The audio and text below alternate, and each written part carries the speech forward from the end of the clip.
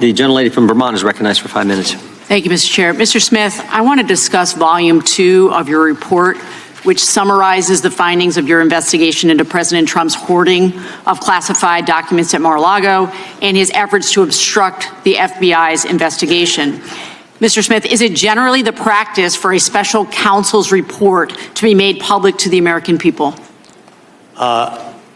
I want to say first, I'm limited what I can say about Volume 2 because of Judge Cannon's order. I can say generally that with respect to special counsels, there are regulations that direct a special counsel to draft a report. Whether that report becomes public is determined, the Attorney General has the authority to determine that. To the best of your knowledge, was Special Counsel Mueller's report made public in full? I know it was made public. I'm not sure if it was made public in full.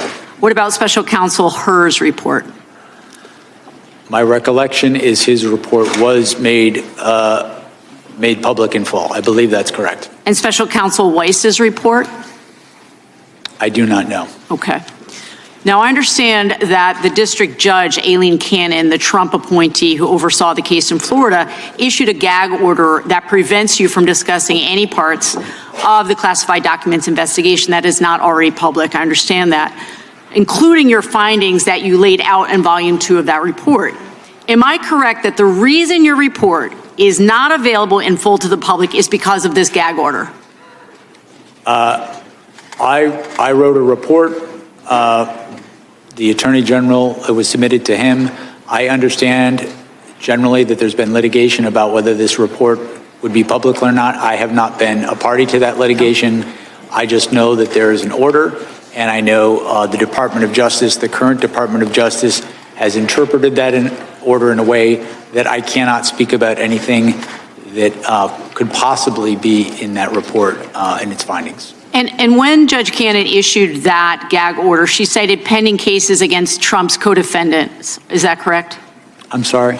When Judge Cannon issued the gag order, she cited pending cases against Trump's co-defendants. Is that correct? That's my recollection. Are those cases still pending? No, they're not. No, they're not. So there is no reason, from where I sit, for this important information to be not made public. At this point, I want to turn now to President Trump's attacks on you. Trump has a playbook for how he handles people who try to hold him accountable. In August 2023, right after your office indicted him, President Trump shared that playbook on social media for everyone to see. He wrote, "If you go after me, I'm coming for you." Trump has said that you, Mr. Smith, should be investigated and put in prison. He called you a disgrace to humanity, a radical left Marxist, a criminal. In fact, Trump has used the words deranged Jack Smith 185 times on Truth Social.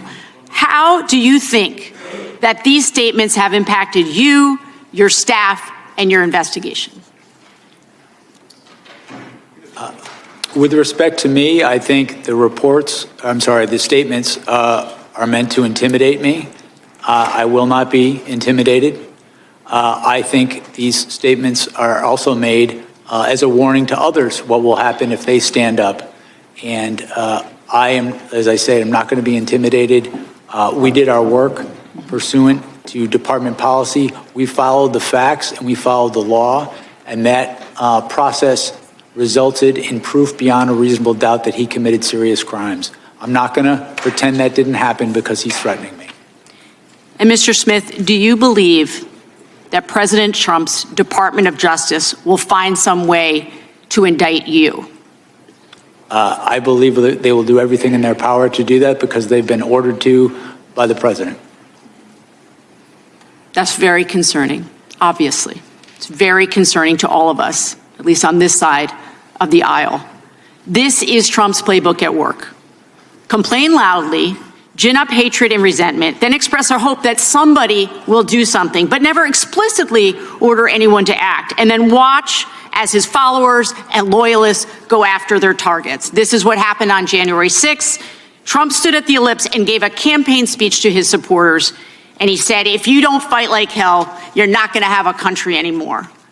And I think it's clear that his intimidation will stop at nothing.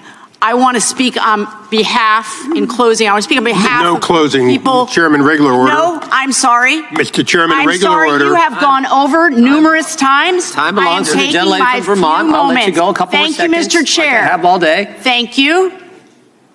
On behalf of the people of the state of Vermont, thank you for all of your 30 years of service to this country, and to the police officers sitting here.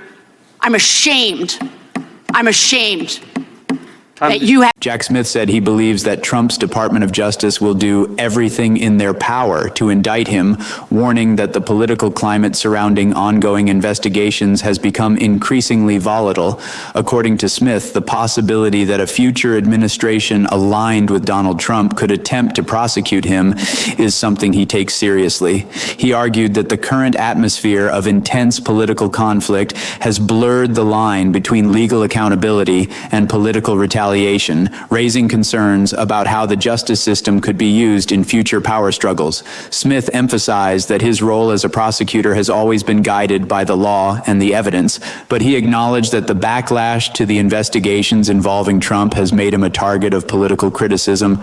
In his view, if Trump or his allies regain influence over the Department of Justice, there is a real risk that the institution could be pressured to pursue charges against those who previously investigated the former president, turning the legal system into a battleground for political revenge. During a congressional hearing, the discussion focused on Volume 2 of Special Counsel Jack Smith's report, which outlines the findings of the investigation into former President Donald Trump's handling of classified documents at Mar-a-Lago and alleged efforts to obstruct the FBI's investigation. When asked whether it is standard practice for a special counsel's report to be released to the public, Smith explained that regulations require a special counsel to prepare a report, but the decision to make that report public ultimately rests with the Attorney General. He noted that previous reports from special counsels, such as those by Robert Mueller and Robert Hur, were released publicly, though he was unsure about the exact details of each release. Smith also explained that he is limited in what he can say about the report because of a gag order issued by U.S. District Judge Aileen Cannon, who oversaw the classified documents case in Florida. According to Smith, he submitted the report to the Attorney General, but ongoing litigation and the Department of Justice's interpretation of the judge's order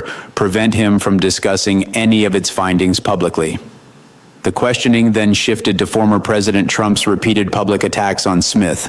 Lawmakers referenced Trump's social media posts and statements accusing Smith of misconduct and calling for him to be investigated or imprisoned, including Trump's frequent use of the phrase deranged Jack Smith. In response, Smith said he believes those statements were intended to intimidate him and send a warning to others involved in holding powerful figures accountable. However, he emphasized that he and his team followed Department of Justice policies, the facts, and the law throughout the investigation, and he insisted that intimidation would not change the conclusions reached by the investigation. When asked whether he believed a future Justice Department under Trump might attempt to prosecute him, Smith responded that he believed they would likely do everything in their power to indict him if directed by the president. The exchange concluded with a lawmaker thanking Smith for his decades of public service and expressing concern about the political pressure surrounding the investigation and its aftermath.